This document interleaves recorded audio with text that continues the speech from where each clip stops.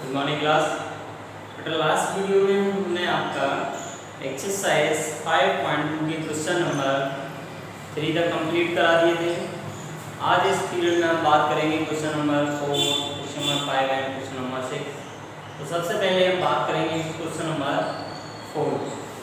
ठीक है, question number 4 में देखेंगे टोटल कितने पार्ट हैं, उसमें से कितने पार्ट आपको सॉल्व करके बताने। चलिए सबसे पहले ये आपके क्वेश्चन नंबर 4 में आपके 4 पार्ट। सबसे पहले फर्स्ट पार्ट की बात करेंगे। तो फर्स्ट पार्ट है आपका 8 raise to the power 0 plus 9 raise to the power 0 minus 7 raise to the power 0। ठीक है, इधर हमने आपके रूल नोट कर रखे हैं पहले से, ताकि क्लियर हो जाएगा कौन सा कहाँ पर रूल होगा, तुरंत हम यहाँ पे आपको बताते हैं। तो इसको सॉल्व करने से पहले सबसे हमें ये पता होना चाहिए कि 8 रेज़ टू द पावर 0 की वैल्यू कितनी होगी, 9 रेज़ टू द पावर 0 की वैल्यू कितनी होगी, 7 रेज़ टू द पावर 0 की वैल्यू कितनी होगी।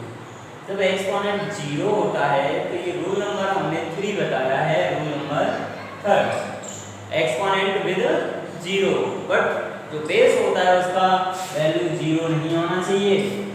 ठीक है, तो आप यहाँ पे कह सकते हैं रूल नंबर जो हमारा 3 है उसका यूज हो रहा है।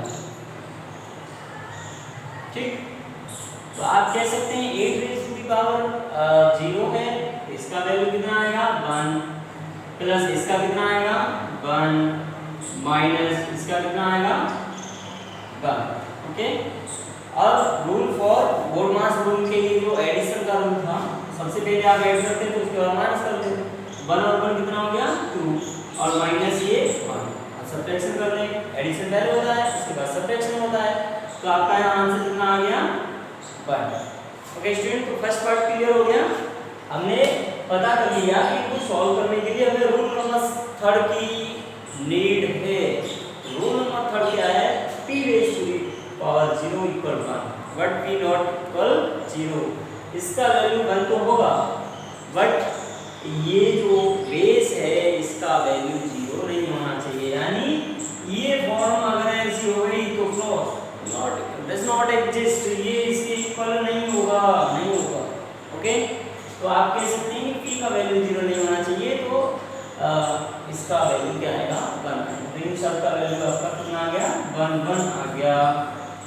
चलिए part number next second part की बात कर लेते हैं, part number B. Okay, B part है आपका, इसमें 7 raise to the power 0 into 6 raise to the power 0।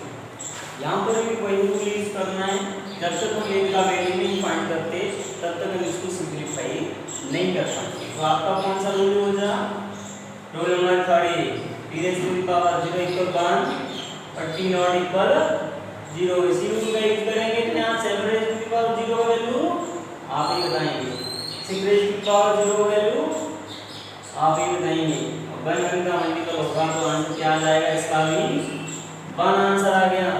Students कितनी जल्दी आंसर आ रहा है, क्यों आ रहे हैं, क्योंकि आपको ये पता है कहाँ कौन सा रूल यूज होना है। जिस टाइम आप रूल यूज करना सीखे सिंप्लीफाई होता चलता है। ओके, चलिए next part number C. Part number C, C part में आप देखिए 3 raise to the power 5 into 3 raise to the power 7 into 3 raise to the power 2 into 3 raise to the power 5 upon 3 raise to the power 6 into 3 raise to the power 3 into 3 raise to the power 6 into 3 raise to the power 4। Okay students, चलिए इसको simplify करेंगे ना।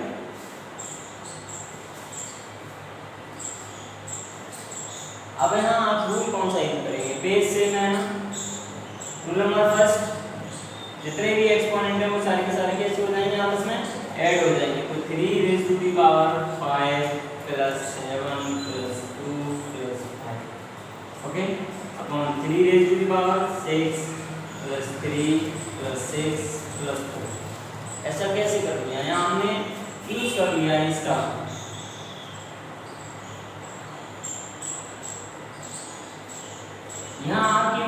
Exponential form थे तो यहाँ n plus n हुआ।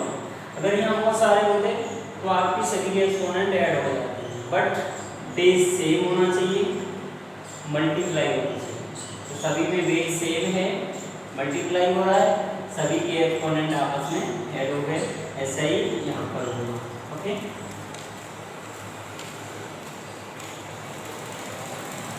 7 और 5 12, 12 plus 14, 14 plus 5 3 raise to the power 9 6 और 3 9 9 और 6 15 15 और 4 19 3 raise to the power 9। Okay, अब आपका रूल नंबर यहाँ कौन सा यूज होगा, p raise to the power n divide by p raise to the power n equal p raise to the power n minus rule number second use होगा। Rule number second क्यों use होगा, क्योंकि इन दोनों का base same है, divide हो रहा है ना, तो आप क्या करेंगे 3 raise to the power 19 minus 19। Okay, आपका 3 रेज़ टू द पावर क्या आया 0 और इसका वैल्यू कितना होता है 1। Why p raise to the power 0 equal 1, but p not equal 0, p की वैल्यू 0 नहीं है, इसलिए इसका वैल्यू भी क्या आया 1। क्या चक्कर है, जितने भी हमने पार्ट किए हैं इसमें सभी का आंसर 1 आ रहा है। चलिए एक पार्ट और उसको भी सॉल्व करके बता देते हैं। Part number D,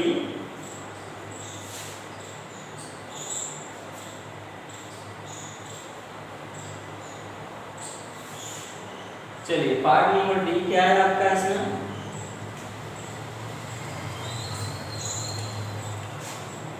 four raise to the power 0 plus 6 raise to the power 0 minus 3 raise to the power 0 minus 8 raise to the power 0। Okay students, चलिए इसमें भी हमारा रूल कौन सा यूज होगा, रूल नंबर 3। ओके, तो आपका 4 रेज़ टू द पावर 0 है, वैल्यू कितना होगा 1 प्लस इसका वैल्यू कितना होगा 1 माइनस इसका वैल्यू 1 माइनस इसका वैल्यू 1। ओके, प्लस प्लस के हैं, पॉजिटिव पॉजिटिव आपस में ऐड होके 2 हो गया, ये बोथ नेगेटिव हैं आपस में ऐड होके 2 आ गया माइनस का, और 2 में से 2 माइनस करेंगे रिजल्ट क्या आएगा 0। अब आपका रिजल्ट पार्ट नंबर डी का क्या हो गया 0 आ गया। ओके स्टूडेंट्स, चलिए नेक्स्ट क्वेश्चन की बात करेंगे, क्वेश्चन नंबर 5। ओके,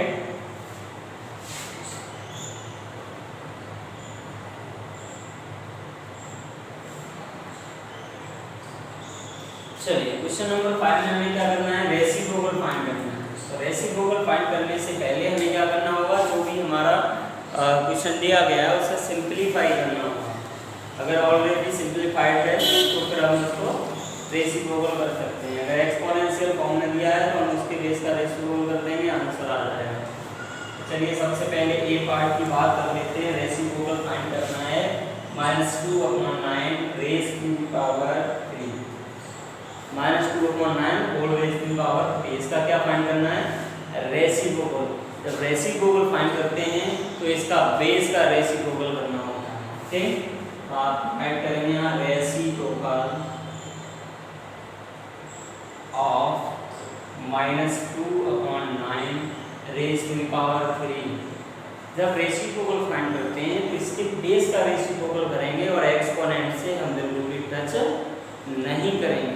तो अब आप कह सकते हैं ना -2/9 है, इसका रेसिप्रोकल जब निकालते हैं तो इनके न्यूमरेटर डिनोमिनेटर एक दूसरे को रिप्लेस कर देते हैं, बट साइन चेंज नहीं होता है। साइन चेंज किस में होता है, एडिटिव यूनिवर्स में होता है। इसमें होता है एडिटिव यूनिवर्स। लेकिन अब यहाँ मल्टीप्लिकेटिव यूनिवर्स यानी रेसिप्रोकल फाइंड करना है तो आपका होगा -9/2 रेज़ टू द पावर कितना आएगा 3 ही रहेगा, बट इसके बेस का रेसिप्रोकल हो जाएगा और हमारा आंसर आ गया। स्टूडेंट्स, चलिए नेक्स्ट पार्ट नंबर इसका बी।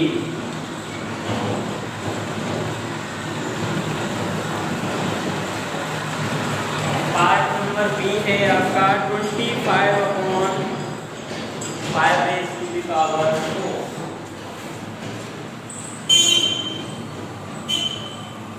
ये है ना। तो आप यहाँ राइट करेंगे reciprocal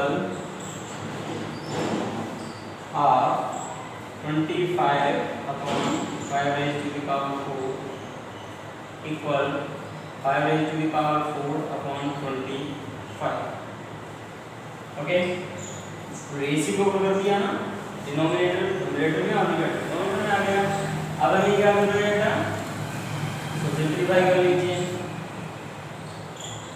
5 into 5 into 5 into 5 divide by 25। 5 से 5 टर्म, इस 5 से 5 टर्म, आंसर क्या आएगा 5 जा 25। ओके स्टूडेंट्स, तो ये part number B, question number 5 का पार्ट नंबर बी क्लियर हो गया।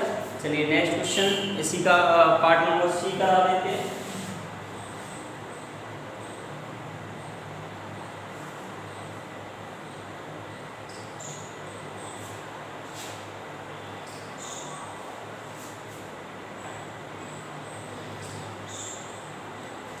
Part number C, C part है आपका 3 raised to the power 4 raised to the power 5 divide by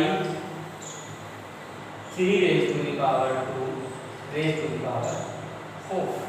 okay students, इसका रेसिप्रोकल फाइंड, इसका रेसिप्रोकल फाइंड करने से पहले इसका सिंपलीफाई कर लिया जाए।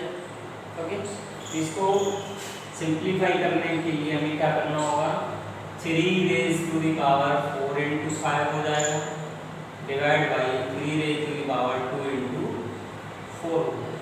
रूल नंबर कौन सा रूल यूज कर लिया हमने यहाँ पे, t raised to the power n raised to the power n equal t raised to the power n into n। Okay, इसको सॉल्व करेंगे तो 3 raised to the power 4 5 जा 20 divide by 3 raised to the power 2 4 जा 8। अब यहाँ आप check करेंगे base same हो गया, डिवाइड हो रहा है, एक्सपोनेंट डिफरेंट है। रूल नंबर 2 का case number first 20 greater than 8। तो यहाँ क्या करेंगे, p raised to the power n divide by p raised to the power n equal p raised to the power n minus j। Answer यहाँ पे आएगा 3 raised to the power 20 minus 8। 3 raised to the power आपका 20 में से 8 जाएगा तो कितना बचेगा 12। कितना आया 12 आया। अब हमें रेसिप्रोकल फाइंड करना है, reciprocal of 3 raised to the power 4 raised to the power 5 divide by 3 raised to the power 2 raised to the power 4। Okay, equal या यहाँ कह सकते हैं और 3 raised to the power 12। Answer क्या आएगा 1 upon 3 raised to the power 12। ठीक है ना, इसका simplify 3 raised to the power 12 आया और 3 raised to the power 12 का रेसिप्रोकल क्या होगा 1 upon 3 raised to the power। Okay students, ये पार्ट नंबर सी क्लियर हो गया आपका। अब हम बात करेंगे पार्ट नंबर डी की।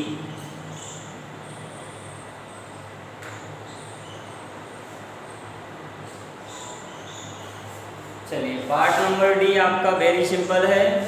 चलिए फिर भी हम आपका सॉल्व कर देते हैं। 8 raised to the power 7 multiply 8 raised to the power 6 upon 8 raised to the power 5 into 8 raised to the power 8। Okay, सबसे पहले अगर हम इसका सिंपलीफाई कर रहे हैं उसके बाद रेसिप्रोकल निकालें तो बेटर रहेगा ना। तो इसका सिंपलीफाई अगर करेंगे तो 8 raised to the power 7 plus 6 on 8 raised to the power 5 plus 8, यहाँ दो नंबर आपका 4।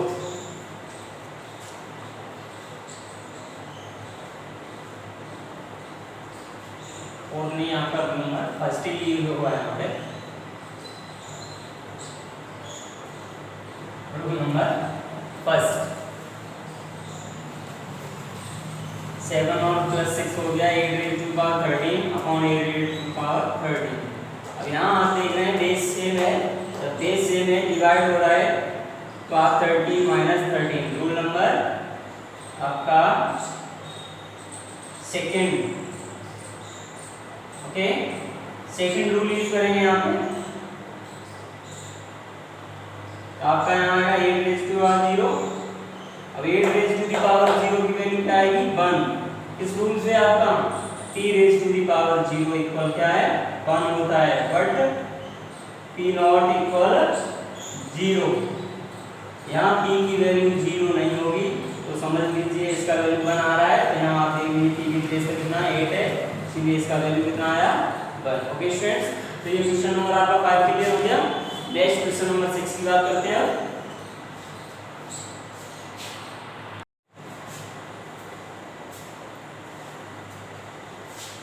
नेक्स्ट क्वेश्चन नंबर 6 देखेंगे। क्वेश्चन नंबर 6 में आपका है find the value of x in the following questions. तो क्वेश्चन दे रखे हैं आपके 3 पार्ट है इसमें, अपने x की वैल्यू फाइंड करना है क्वेश्चन नंबर 6 में। चलिए सबसे पहले हमें क्या करना होगा, क्वेश्चन नंबर फर्स्ट सॉल्व करके आपको दिखाएंगे। तो फर्स्ट आपका हो जाएगा, सेकंड का ठीक क्लियर हो जाएगा कि x का वैल्यू कैसे फाइंड करते हैं। Now -15 upon 8 raise to the power 2x equal -15 upon 8 raise to the power 3। Okay students, चलिए अब जब इस टाइप के आपके क्वेश्चन होते हैं x का वैल्यू फाइंड करना होता है, तो हम बोथ साइड चेक करते हैं कि बोथ साइड जो एक्सपोनेंशियल फॉर्म है वो आपका बेस कैसा है। तो आप यहाँ देख रहे हैं -15 अपॉन 8 बेस है, यहाँ पर भी -15 अपॉन 8 है, यानी बेस कैसा है बोथ साइड सेम। जब बेस सेम है आपका, ठीक है, तो जब बेस सेम होता है तो हम इनके एक्सपोनेंट्स हैं उनका कंपेयर कर लेते हैं। क्या कर लेते हैं, कंपेयर कर लेते हैं, ठीक है ना। तो single power can be equalised. ये पावर आपके यानी जो एक्सपोनेंशियल फॉर्म है जब आपस में इक्वल होता है तो हम कह सकते हैं सिंस पावर कैन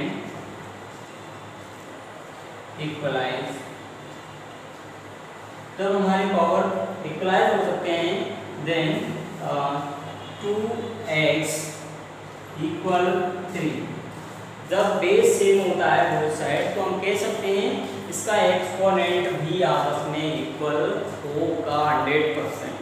ओके, तो आप देख लीजिए 2x किसके इक्वल हो जाएगा 3 के इक्वल हो गया। अब आपको हमने लीनियर इक्वेशन सिखाया है कि x का वैल्यू कैसे फाइंड करते हैं। x में 2 का मल्टीप्लाई हो रहा है तो समझ लीजिए x का वैल्यू निकालने के लिए इस 2 का सेकंड साइड ट्रांसफर करेंगे तो किस में जाएगा डिवाइड में जाएगा, और हमारा x का वैल्यू कितना आ जाएगा 3/2 आ जाएगा। ओके स्टूडेंट्स, तो यहाँ हमने ट्रांसपोजिशन मेथड यूज कर लिया, 2 का मल्टीपल हो रहा है 2 डिवाइड में चला गया तो x का वैल्यू 3/2 आ गया। ओके स्टूडेंट्स, तो इस टाइप से हम क्वेश्चन सॉल्व कर सकते हैं, x का वैल्यू निकाल सकते हैं। ओके, चलिए हम पार्ट नंबर सेकंड की बात करेंगे। इसमें पार्ट नंबर सेकंड है आपका 3/4 raise to the power x equal 6561 upon 65,536 curly bracket में small bracket 3/4 raised to the power 2 raised to the power 4। ये स्टूडेंट्स इस क्वेश्चन को थोड़ा माइंड लगाना है, इसमें कैसे करना है। यहाँ आप देख रहे हैं 3/4 raised to the power x base तो है, यहाँ पर भी है, बट इसको 3/4 के एक्सपोनेंशियल फॉर्म में रखना होगा। इसको 3/4 बेस मानकर एक्सपोनेंशियल फॉर्म में कन्वर्ट करना होगा। तो चलिए इसको कैसे कन्वर्ट करना है, ठीक है ना। इसको कन्वर्ट करने के लिए हमने आपको बताया है कि फैक्टर करेंगे 6561 की जब फैक्टर करेंगे तो ये 2 से डिवाइड होगा ना, 3 से चेक करेंगे 3 से चेक करेंगे, 3 2 जा 6, 5 में दिया 3 1 जा 3, 2 बचा 26 हो गया, 3 8 जा 24, 2 बचेगा 21 हो गया, 3 7 जा 21। फिर रिपीट करेंगे, 3 से चेक करेंगे, 3 7 जा 21, 3 का 8 में 3 2 जा 6, 2 बचे 27 हो जाएगा, 3 9 जा 27। फिर अगेन डिवाइड बाई 3, 3 2 जा 6, 1 बचा 12, 3 4 जा 12, 3 3 जा 9। फिर 3 से 3 8 जा 3 1 जा, फिर 3 से 27 टाइम, फिर 3 से डिवाइड, 3 9 जा, फिर 3 3 जा, फिर 3 1 जा। ओके, तो अब आप इसको राइट कर सकते हैं। 3 को कितने टाइम फैक्टर होगा, 1 2 3 4 5 6 7 8, तो आप 6561 इसको लिख सकते हैं 3 रेज़ टू द पावर 8। 8 क्यों लिखा, क्योंकि आपका 1 2 3 4 5 6 7 8 फैक्टर, इसलिए 3 रेज़ टू द पावर 8। ठीक है ना। इसी टाइप से हमें इसका भी फैक्टर करना है, इसका भी फैक्टर करना होगा, इसका भी फैक्टर करना होगा। यहाँ पर लिखते हैं 65,536, 2 से डिवाइड करके, 2 से नहीं करना है क्योंकि 4 से करना है, 4 बेस पे लाना है ना, ठीक है ना। 4 का मल्टीप्लाई करेंगे, 4 का डिवाइड करेंगे, 4 1 जा 4, 2 बचे 25, 4 6 जा 24, 1 बचा 15 हो गया, 4 3 जा 12, 3 बचा 33 हो गया, 4 8 जा 32, फिर 1 बचेगा 16 हो गया, 4 4 जा 16। अगेन डिवाइड बाई 4 4 4 जा 16, 0, 3 में जाएगा ना 0, 38 में जाएंगे, 4 9 जा 36, 2 बचे 24, 4 6 जा 24। फिर अगेन डिवाइड बाई 4, 4 1 जा 0, 4 2 जा 8, 1 बचा 16, 4 4 जा 16। अगेन डिवाइड बाई 4, 4 2 जा 8, 2 बचा 22, 4 5 जा 20, 2 बचे 24, 4 6 जा 24। फिर 4 से डिवाइड होती है, 4 6 जा 24, 1 बचा 16, 4 4 जा 16, 4 से डिवाइड होती है, 4 1 जा 4, 2 बचा 4 6 जा 24, फिर 4 से डिवाइड 4 4 जा 16 और 4 1 जा 4। अब इसको भी आप लिख सकते हैं 65,536 इक्वल 1 2 3 4 5 6 7 8, यानी 4 रेज़ टू द पावर 8। इतना क्लियर हो गया है ना।